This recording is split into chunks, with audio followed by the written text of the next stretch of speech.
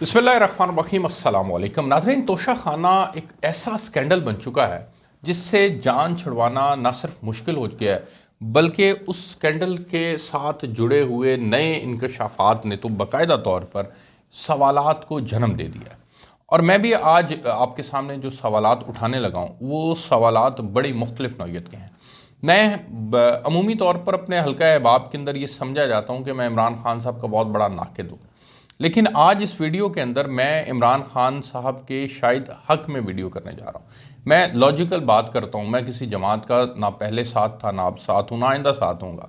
अगर मुझे जहाँ पर महसूस होता है कि ये आदमी बिल्कुल ठीक है, 100% बात ठीक कर रहा है, तो मैं उसके साथ खड़ा होता हूँ। अगर मुझे लगता है कि ये ठीक नहीं कर रहा और ये हकाइक के बरक्स बात हो रही है तो मैं उसके ऊपर शदीद किस्म की तनकीद भी करता हूँ, और यही असूल एक सहाफ़ी का होना चाहिए। आज मैं आपके सामने जो कहानी पूरी रखने लगा हूँ, इस कहानी के अंदर मुझे ऐसा लगता है कि ये तोशा खाना के मामले को लेकर के जो रात एक इंटरव्यू हुआ जिसमें उमर फ़ारूक ने जियो के ऊपर आकर बताया कि जी वो वीडियो वो घड़ी जो है वो उनके पास है और ये सबसे बड़ा एविडेंस है, और उन्होंने शहजाद अकबर के ज़रिए फ़राह खान को ये घड़ी जो है वो उससे ख़रीदी है और उनको $2 मिलियन दिए हैं। अब मसला यहाँ पर यह है कि वो ये इंटरव्यू देते हैं और देकर जो है वो चले जाते हैं, लेकिन हम उनके लिए और उससे जुड़े हुए बेशुमार सवालात जो हैं वो भी आज उठा रहे हैं और आपके सामने रखने लगे हैं। दूसरी तरफ पैरेलल एहसन जमील गुज्जर साहब कल तक में जावेद चौधरी साहब के पास आए और उनका कि हमारा ताल्लुक ही कोई नहीं है, ना कभी फ़राह जो है वो उमर फ़ारूक को मिली, ना शहजाद अकबर, और ना फिर घड़ी, और ना फिर हमारा इस ख़ानदान से कोई ऐसा ताल्लुक़ है जिसके अंदर हम इस तरह की चीज़ें जो हैं या उनकी बैंकिंग मामलात और पैसों के मामलात जो हैं उनको डील करें। अब फिर किस तरह से ये मसला हल होगा? कौन है जो इस मामले के अंदर सच बोल रहा है? क्या एहसन जमील गुज्जर सच बोल रहे हैं या फिर उमर फ़ारूक सच बोल रहे हैं, या दोनों झूठ बोल रहे हैं या दोनों सच बोल रहे हैं? मामला है क्या? मैं आपको बताता हूँ कि सबसे पहली बात तो ये तो तयशुदा है कि इमरान खान साहब ने तोशा खाना से जो है वो घड़ी ली है। उन्होंने वो घड़ी जितने में ली, जितने में बेची, उसका उन्होंने एक शवाहिद जो हैं वो ट्रांजैक्शन की सूरत में सबमिट करवा दी। अब उसकी टाइमलाइन के ऊपर आपको, मुझे और इलेक्शन कमीशन को इख्तलाफ हो सकता है कि पहले डिक्लेयर नहीं किए, बाद में डिक्लेयर कर दिए, लेकिन बहरहाल उन्होंने डिक्लेयर कर दिए। ये भी कानूनी तौर पर उनका राइट था। वो एक घड़ी या तोशा खाना से कुछ भी वो पहले 20% और फिर 50% देकर ख़रीद सकते थे। उन्होंने ही इसको 20 से 50% भी किया था। अब मसला ये है कि तोशा खाना में जो कहा जा रहा है कि जी तोशा खाना में उस घड़ी की असेसमेंट सही तौर पर लगाई नहीं गई। क्या ये प्राइम मिनिस्टर और पाकिस्तान ने जानबूझकर कोई घपला किया? सबसे पहले तो ये इसके ऊपर सवाल हो जाए। मैं आपको बताता हूँ कि इसका प्राइम मिनिस्टर और पाकिस्तान से कोई लेना देना नहीं है। ये अलहदा से एक अपने तौर पर एक कमेटी जो है वो इसके ऊपर काम करती है, और वो काम करते हुए इसकी मार्केट वैल्यू को डिटरमिन करती है, और फिर मार्केट वैल्यू के अकॉर्डिंगली वहाँ पर ये बात तय हो जाती है कि ये चीज़ इतनी कीमत की है, और फिर उसके बाद जो है वो ये प्रोग्रेटिव है प्राइम मिनिस्टर का या किसी और का कि वो अपने उन तोहफ़ को 20 ईयर्स उस वक्त के बाद फिर 50% के तौर पर पैसे सबमिट करवा कर वो ख़रीद सकें। अब उन्होंने ख़रीद ली। ख़रीदने के बाद हुआ इस तरह से नाज़रीन कि ये कहानी जो उमर फ़ारूक साहब बयान कर रहे हैं कि शहजाद अकबर मुझसे रब्ता करते हैं, फ़राह गोगी दुबई में लेके आती हैं, और मैं उनको, वो मुझसे $4-5 मिलियन एक्सपेक्ट कर रही थी। मैं ग्राफ पे जाके इसकी वैल्यू लगवाता हूँ तो वो मुझे कहते हैं ये 10 से 12 मिलियन डॉलर की है, और फिर मैं समझता हूँ कि मैं उनसे पूछता हूँ कि ये 5-6 मिलियन की वो कहते हैं कि अगर मिल जाए आपको तो इट्स फेयर इनफ, और ये लिमिटेड एडिशन है, एक ही घड़ी बनाई गई है और वो सिर्फ रॉयल फैमिली के लिए बनाई गई है। तो फिर ये निगोशिएट करते करते जो है वो $2 मिलियन के अंदर उनकी डील हो जाती है। अब वो ये कहते हैं कि मुझसे ये कहा गया कि आपने सारी पेमेंट कैश करनी है। अब ये बात जो है वो मुझे तो कम से कम हज़म नहीं हो रही। वो कैसे हज़म नहीं हो रही, ये इसके ऊपर थोड़ी सी बात कर लेते हैं। देखिए, सवाल ये है कि पाकिस्तान के अंदर आप एक कोई भी ट्रांजैक्शन करते हैं, आपने, मैंने, हमने कोई भी एक ट्रांजैक्शन की, एक घर ख़रीदा हमने, और उसमें हमने सारी, हमारे पास वाइट मनी नहीं थी, हमने सारी पेमेंट जो है वो ब्लैक मनी थी, हमने सारी पेमेंट कैश पे कर दी।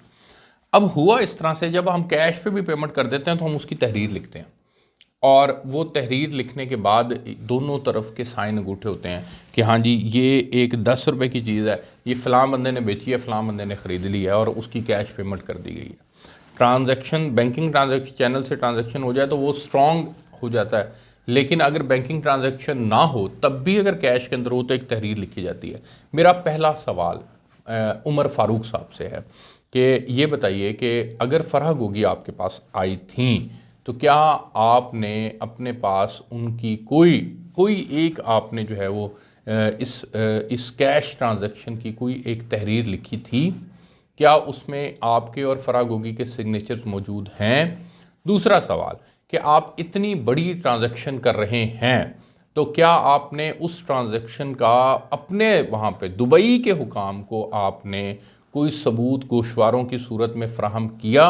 वहाँ पर आपने सबमिट करवाया कि मैंने ये $2 मिलियन की ये घड़ी जो है वो परचेज़ की है और ये मेरे डॉक्यूमेंट्स हैं, इन डॉक्यूमेंट्स के अंदर मैं ये घड़ी परचेज़ कर रहा हूँ और ये डॉक्यूमेंट्स में जैसे हम अपने सालाना गोशवारे जमा करवाते हैं, तो क्या आपने वो सालाना गोशवारों में ये बात लिखी? अगर लिखी तो आपको कल ये दिखानी चाहिए थी।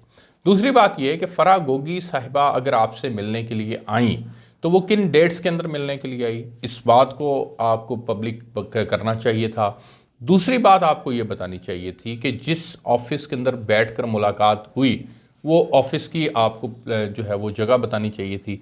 तीसरी बात ये आपको बतानी चाहिए थी, दिखानी चाहिए थी बाकायदा कि ये इसका सीसीटीवी एविडेंस है कि जी ये फराह गोगी मेरे पास आ रही हैं, ये बैठ रही हैं और ये बैठकर ये हमारी डील हो रही है और उस डील के नतीजे के अंदर जो है वो हमने ये घड़ी उनसे ख़रीदी है। आप ये कहते हैं कि आपको फराह गोगी वो घड़ी दे गई, आप उस घड़ी को काउंटर चेक के लिए ग्राफ के पास चले गए और वहाँ से फिर जो है असेसमेंट लगवाने के बाद फराह गोगी को आपने ट्रांजैक्शन जो है वो अगले ही दिन कर दी, तो आप उसका क्लेम बिल्कुल सच साबित हो जाएगा। सिर्फ एक चीज़ साबित कर दें कि आपने फराह गोगी के साथ कोई एक छोटी सी भी जो है वो अंडरटेकिंग की है। अच्छा, दूसरा डॉक्यूमेंटेड ट्रांजैक्शन दुबई के अंदर आपने करवाई कि नहीं करवाई, वो आपके एंड से आपके गोशवारों में जमा होनी है, वो आपने की है कि नहीं की। तीसरी बात ये है कि आपने जो घड़ी अपने पास रखी थी उस घड़ी पे आप अब तक खामोश क्यों थे?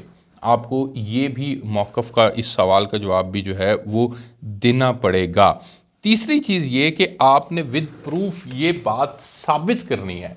ये उमर फारूक साहब के से मेरा सवाल है कि ये बात आपने साबित करनी थी विद प्रूफ कि फराह गोगी और शहजाद अकबर का राबता आपसे इन दिनों के अंदर हुआ है और ये उसके स्क्रीन शॉट्स हैं और ये सारा कुछ है। आप ये कहें कि जी उस वक्त तो हमारी अच्छी दोस्ती थी इसलिए मैंने ये चीज़ें महफूज नहीं की, तो आपने एक डॉक्यूमेंट तो ज़रूर लिखा होगा ना। आप इतनी बड़ी ट्रांजैक्शन कर रहे हैं, दुबई वाले तो आपको जो है वो ₹1 में स्पेयर नहीं करते। वो आप कैसे इतनी बड़ी ट्रांजैक्शन जो है जो कि दिरहम्स के अंदर बनती है, वो सारी ट्रांजैक्शन जो है वो मिलियंस ऑफ दिरहम्स में बनती है, वो सारी ट्रांजैक्शन ऐसे ही हो जाएगी। दूसरा, आपने ये चैनल इस्टेब्लिश करना है। तीसरा जो सबसे इम्पॉर्टेंट है वो ये कि अगर इस सारे मामले के अंदर जो है वो आपने गोशवारों के अंदर ये रिकॉर्ड जमा नहीं करवाया, आपने अपने गोशवारों के अंदर अगर ये रिकॉर्ड जमा नहीं करवाया, तो फिर आप सिर्फ इतना साबित कर दें कि फराह गोगी आपके पास आई थी और आपका उसके साथ कोई रब्ता था, क्योंकि एहसन जमील गुजर ने कह दिया कि सुप्रीम कोर्ट ऑफ पाकिस्तान जो है वो इस मामले को टेकअप करे। तो इस सारे मामले के अंदर मुझे इमरान खान साहब के ऊपर जो है वो एक बात की तो तसल्ली है कि इस सारे मामले में अगर इन सवालों के जवाब नहीं आते तो फिर खान साहब के साथ जो है वो बाकायदा एक प्रोपेगेंडा गेम प्लान किया गया है सारा। अगर ये सारे शवाहिद जो सारे सवालात हैं, सीसीटीवी फुटेज है, गोशवारे हैं, ट्रांजैक्शन का साबित होना है, ये तमाम चीज़ें आपका और उनके दरमियान कोई एग्रीमेंट है, अगर ये तमाम चीज़ें आप सामने ले आते हैं तो फिर आप सच्चे हैं, अदरवाइज़ आप सच्चे नहीं हैं। तीसरी चीज़ ये जो सबसे इम्पॉर्टेंट नुक्ता है वो ये कि अब यहाँ पर फ़ौजदारी मुकदमा दर्ज होने के लिए मामला जो है वो चला गया, इलेक्शन कमीशन ने भेज दिया, ट्रायल कोर्ट के अंदर अब ये मामला जो है वो मज़ीद फर्दर आगे बढ़ेगा।